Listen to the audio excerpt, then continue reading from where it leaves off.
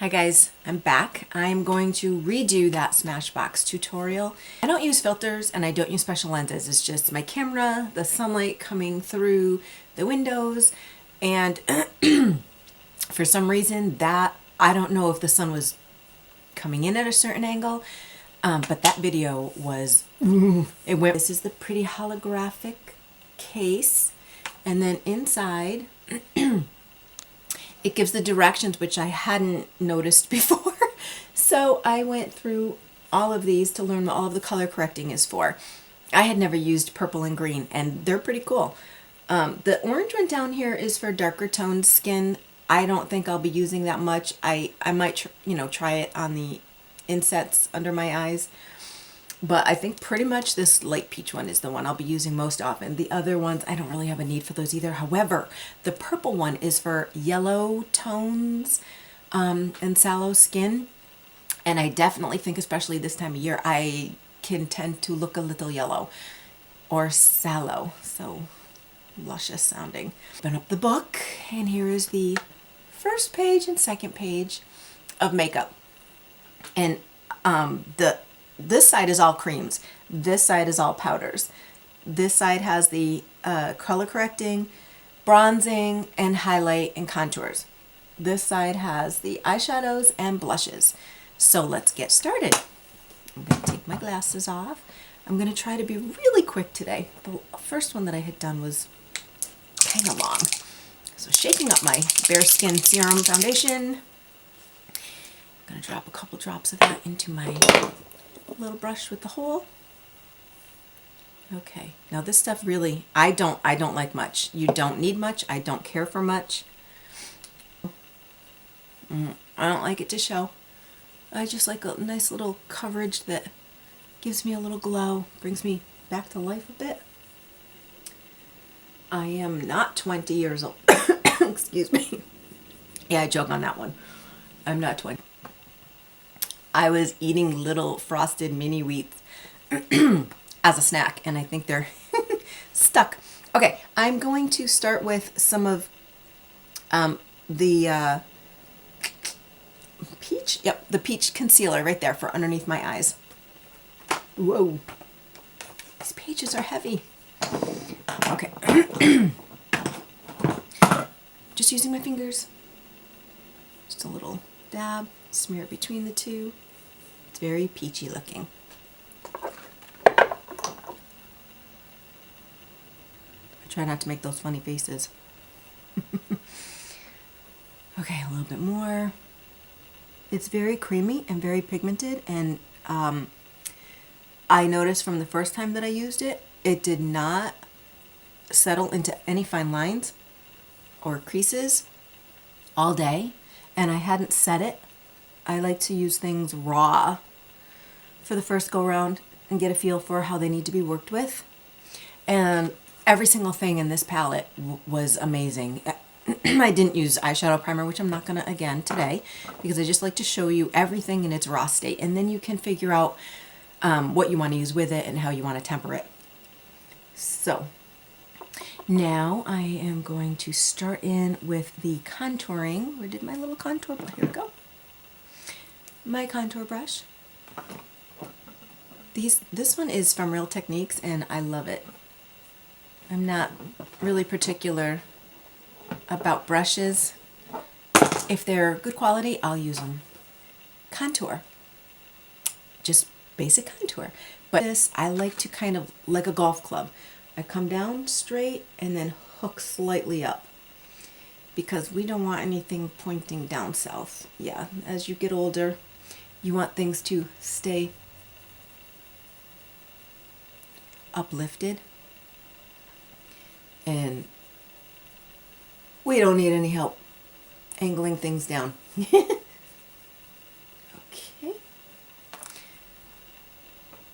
Again, very, very creamy and pigmented. Little hook just below the cheekbone. Blend that in, because this is dark. This is a very dark contour color, but it blends so beautifully, and with the blush on top, oh, I love it. I do have to be careful. I don't care for harsh lines, so I like to really smudge things out. Okay. All right, I think it's looking pretty even. Okay, so that was the contour spectrum. And that's a gorgeous tawny, like a matte looking, but it's not, it's matte, but it's got a nice satin finish to it. And it just soaks right in. Makes you look fresh and not like you're from the dead of the winter. Going right up the angle of that contour. Blend that out.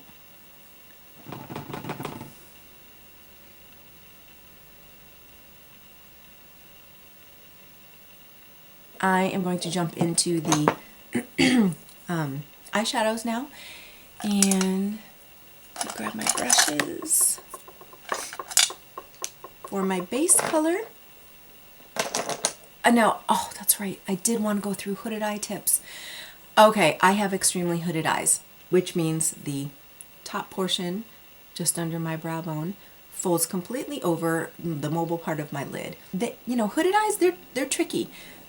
But once you get a few tips down, it's a breeze, and they're really, you know, I think they're exotic. So, okay, for the sake of this tutorial, I'm going to be simple. I'm only going to use a few colors, and I will go through basic tips. You want, especially at a certain age, you want to kind of work a little bit more with the mattes. So I will show you this color in just one moment. I just want to get it going. I'm going to spread this all over my entire lid as my base color. It is this one right here called Sand. Very, very pale, beautiful. Kind of has like a little bit of a pink tone to it, but so slightly. These have some kick up. They're pretty powdery, pigmented but powdery, but they blend beautifully. They last forever, and you really don't need much. So I'm just making sure that I get that right down here too on the mobile part of your lid, because with hooded eyes, the key is to recede the hood up here and draw forth the mobile lid down here, so that this part becomes not as projected looking, and with hooded eyes you don't have a crease, so we get to make one up. We get to create one. Okay, I have the sand on. I am now going to make my faux crease, and I'm going to use the next color over, which is Totally Nude, right there. And for this, I have like a slightly tapered brush. Again, it's a Real Techniques brush. Okay, I want to make up my crease, so I'm going to put it right at the base of my brow bone. So it's above, if you can see, it's above my natural crease where that fold is. Yeah, it's not even a crease, it's a fold. So the key here is to go kind of straight across. I dip slightly down. Do not extend it past your eyebrow, and do not angle it too far down. You want to keep it up at that brow bone. I dip it just barely, and then I pull down inwardly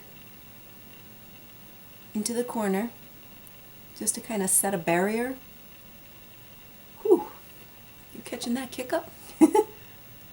Okay. Same thing on the other eye. And with hooded eyes, it's important to keep your eye open while you're doing your shadow, if possible for you.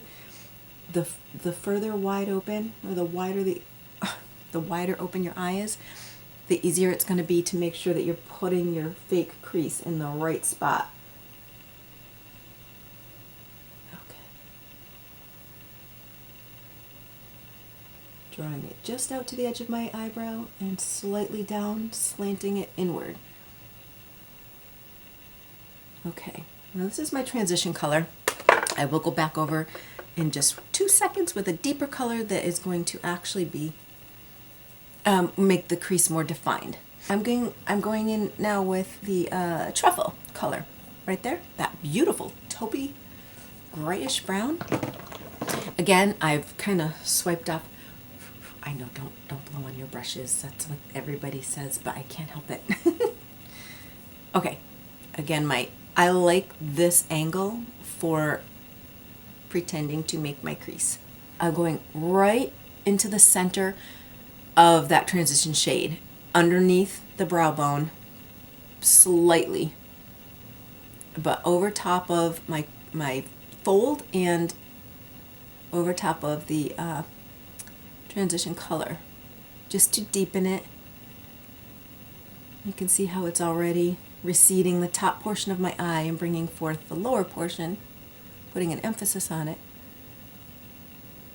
Okay, pulling that corner upward, over, pretty much straight across, dipping slightly down and then angling inward again. I am going to pull this into the corner a little bit more, not past the halfway mark, halfway of my eyeball. Ooh. Oh, goodness, this is pretty. All right, again, same thing on the other side, right above that fold and just underneath where I set that crease to be with the transition shade. This is just defining the crease, angling it upward, straight across, blending it into that transition shade.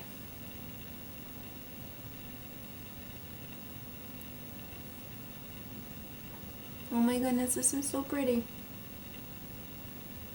I don't know if it's going to translate on camera as well, but it is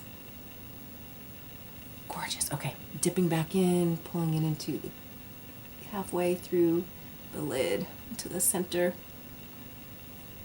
of my eye.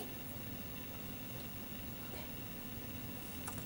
All right, I am going to take, excuse me, I'm going to take my dome brush and go back to that original color in sand, and I'm going to go just under my eyebrows because next I will be doing my eyebrows.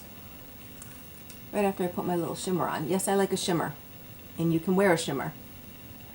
Just be careful with your placement and how much.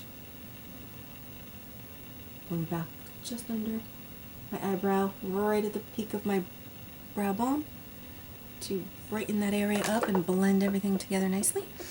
Okay, I have my packable brush like this. This is actually Full Tapered Shadow brush by Bare Minerals. I love this thing for packing. Okay, I am adding a shimmer.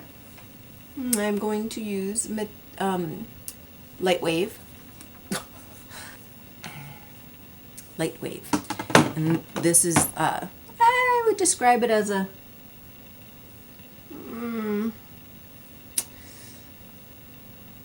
silvery brown.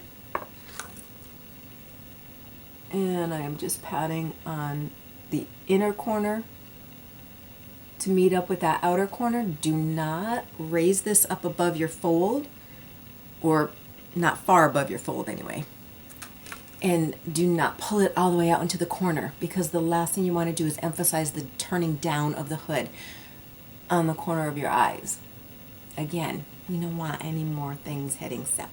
So much, it is all over my face. It has so much fallout. Okay, can you see that? Oh my goodness. All right, I'm gonna have to go back in with the brush and clean my face off. Okay, next eye. This, I love a little shimmer in the inside corners because it just brightens everything up. I try to keep the lowest part of my lid as light and bright and light reflecting as possible, so that it emphasizes that portion and minimizes the fact that it's so tiny, barely visible. Okay, so bringing it over just to the edge of where that crease color is. So I've got to get some of this off my face. Hi guys. I gotta pop back there because I just spent 40 minutes recording and it wasn't actually on. Every time I start these videos, I have to complain about my camera and I'm getting really fed up with it. So I'm thinking I may need a new camera. So excuse me while I jump back here for one quick second. Okay, again, says it's recording. All right, I did the Smashbox Masterclass lighting theory tutorial the other day, and the lighting in my room, I don't know what happened. I'm not sure what was going on that day. I don't use filters and I don't have special lenses. It's just sunlight from the windows in front of me, my Nikon, and me. But for some reason, it came out chalky gray, and then it came out some funky chalky yellow, and I could not color correct it, like trying to edit it and get the tone back to a natural lighting, natural skin tone color. So I think I'm going to, oh, it's just, it's horrid. I look at that and I go, so I am going to take that off and replace it with this one. I just got done doing the entire tutorial, so the look that you're seeing right now is from using the entire palette and then a separate lipstick and lip gloss, which I'll tell you about. Unfortunately, I don't have the tutorial on film, but I will describe to you what I used, and you just, you know, you won't get to see me put it into action. I will do more because there are several items in here that I adore and I want to show how they go on. Let me first say that this is a book of makeup with a couple pages. There are instructions for the color correcting and there are instructions for the contouring and eyeshadows and blushes. Okay, so what I used first of all for the color correcting was just the peach concealer. I did put on some lavender, which is for yellow and sallow tone skin. I did put that on my cheeks under the foundation because I feel like in the winter time especially I can get that yellow, and I just wanted to try it out.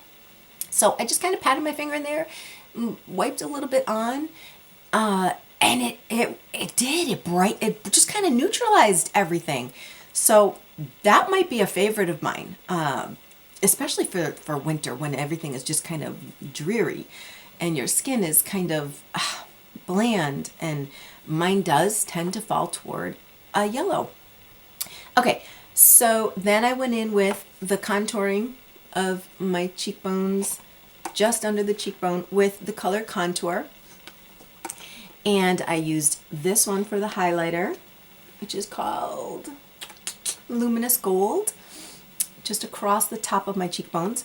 For the blush, I have on Spectrum, prettiest color ever.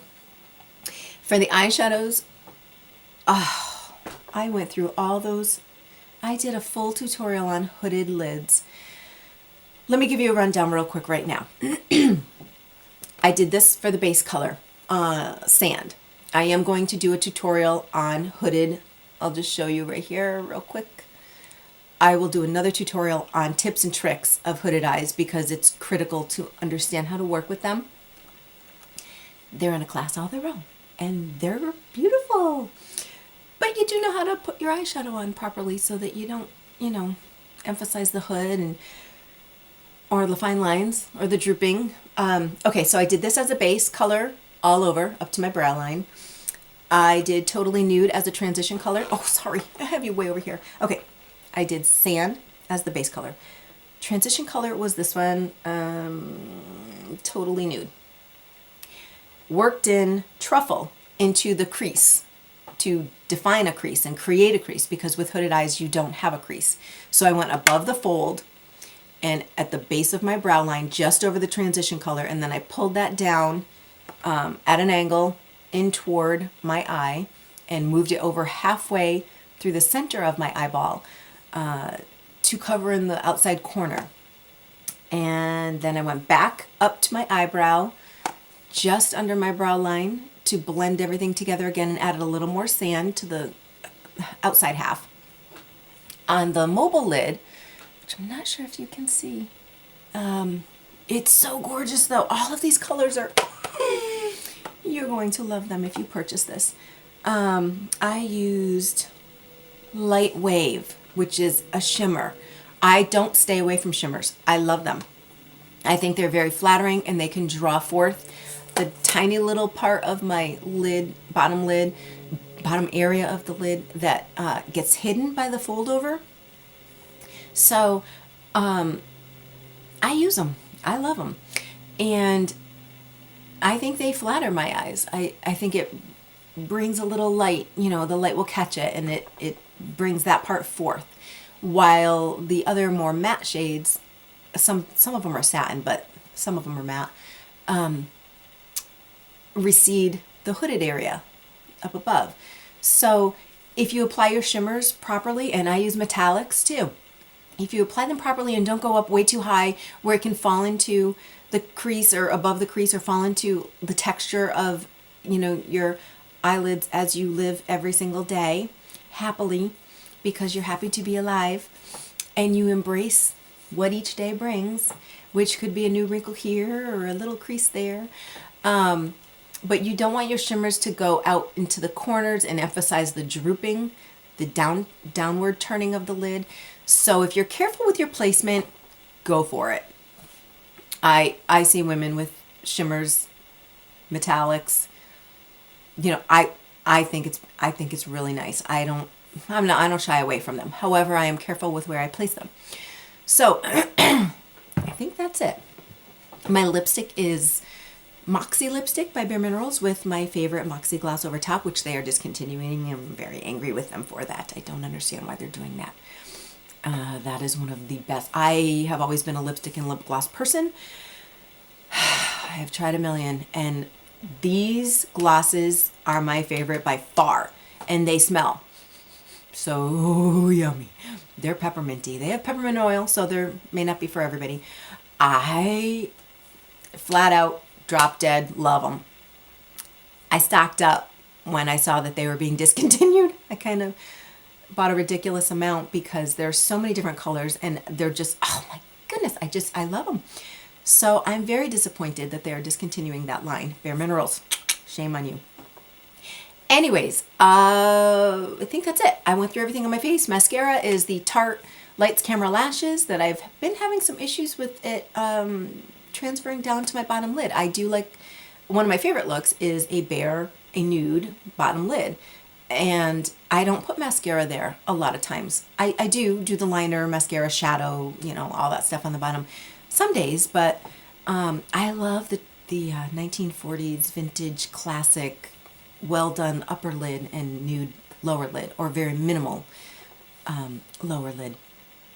And I was just watching a movie, Mario Lanza, and that Mario Lanza had starred in, and it was from the 40s, and sure enough, all of the female leads were stunning with the way they were done up, with the dramatic upper lid and a bare lower lid. And there's just something about that I think is so nostalgic and just gorgeous. I don't know. I like that. So I like a full made up eye too. But for me especially, I don't know. There's just something about a bare lower lid that I really fall for too. So at any rate, I have been using that mascara and I've been getting some smudging. I don't know how. I don't know where it's coming from. So, oh, and I did not use any eye primer. So I'm going to test these out. I have used them three times. Each time without an eyeshadow primer, and they have stayed on hours. So this palette overall, the Lighting Theory palette, I think by far is such a value. It's a little bulky. It's, you know, like 1.5 inches. It's a huge thing to carry around. But if you're just going to leave it on your vanity or in your bathroom, it's got everything. Everything is top quality. Just gorgeous stuff. Beautiful colors. Everything works well together. I just can't rave enough about it. So this is how it looks. One of the looks, like I said, I will be going back and doing more to show you some of the other color tones. But for today, that's what I used. I will list it all down in the description box. And I hope that you find it as beautiful as I do. Did I mention that I use the eyeshadow powder from my brow liner? I don't recall the name of it. It's the dark brown one. Awesome brow powder. Let me see. It is the color Sumatra. So multi-purpose, multifunctional, just complete goodness here. Okay, so I hope if you're able to grab one, you can, and that you love it as much as I did. If not, no worries. This is my first experience with Smashbox, and I am super, super, super impressed. So they've won me over. Okay, guys, I will see you next time.